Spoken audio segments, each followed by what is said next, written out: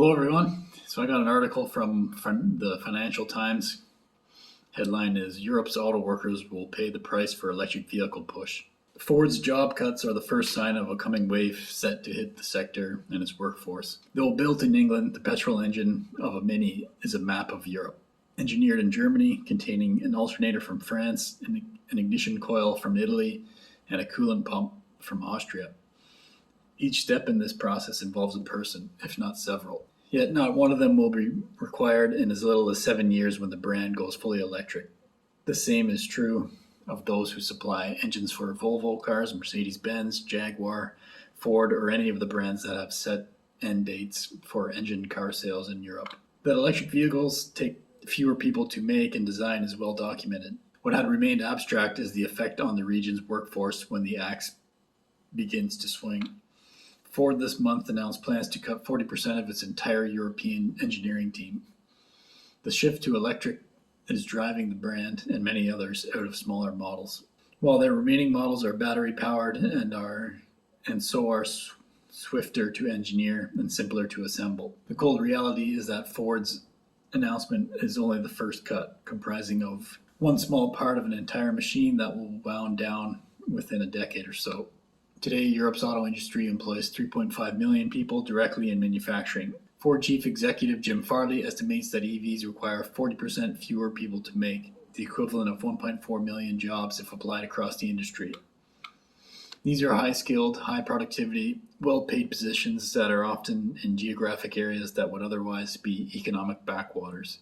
Just look at Nissan's Sunderland plant, or in Slovakia, which has 4 plants that turn out 1 car for every 5 people living in the country annually. Yes, there may be job creation, new roles in the new frontiers of batteries or software development.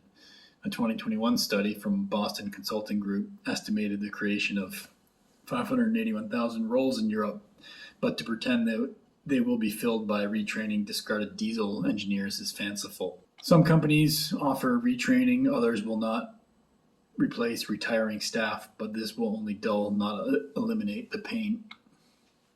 The most painful thing, perhaps, for the workers losing their jobs is that the march to the EV scaffold was begun by politicians and regulators. Europe's regulators have decided that the region's new cars needed to be zero emission by 2035. This is unquestionably the right choice for the planet, but that necessity will create huge collateral damage. Europe today is a world leader in engines, being home to Ferrari, Mercedes-Benz, and Volkswagen. Japan and Detroit deserve podium spaces here too. Yet it is China, which anticipated the battery revolution more than a decade ago and has positioned itself as the global leader that is best placed to dominate tomorrow's auto landscape. Well, I think you should mention Tesla there too, which is a US-based company. But yes, China is doing very well in electric vehicles.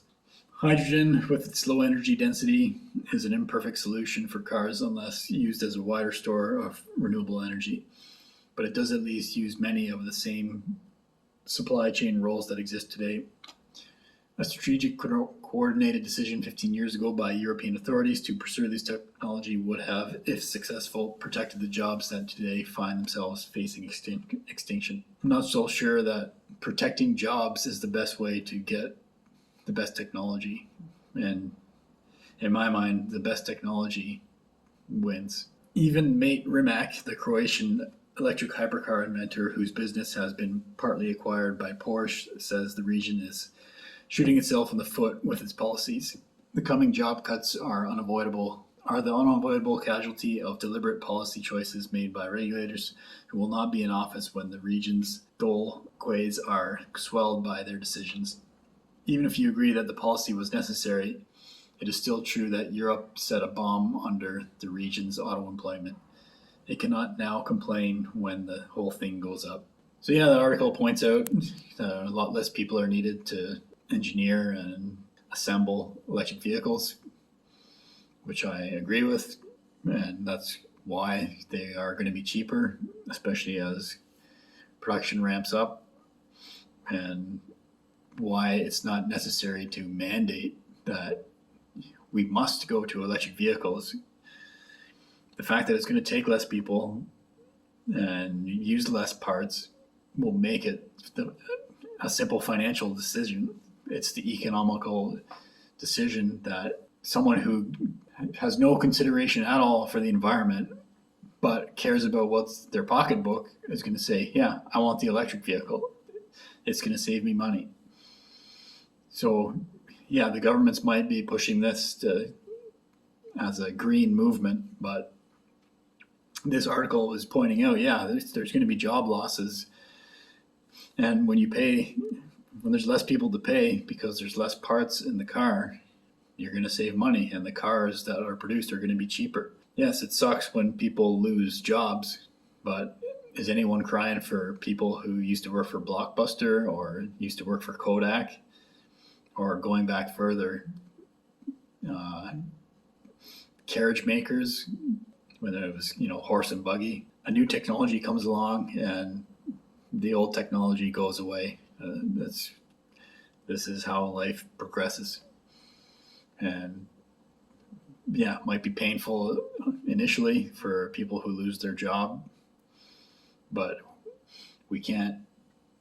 I don't think it's wise to stop technology from moving forward because we need to save some jobs.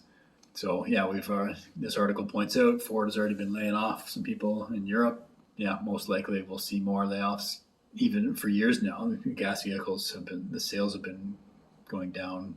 So yeah, that's the Financial Times article on the push for electric vehicles.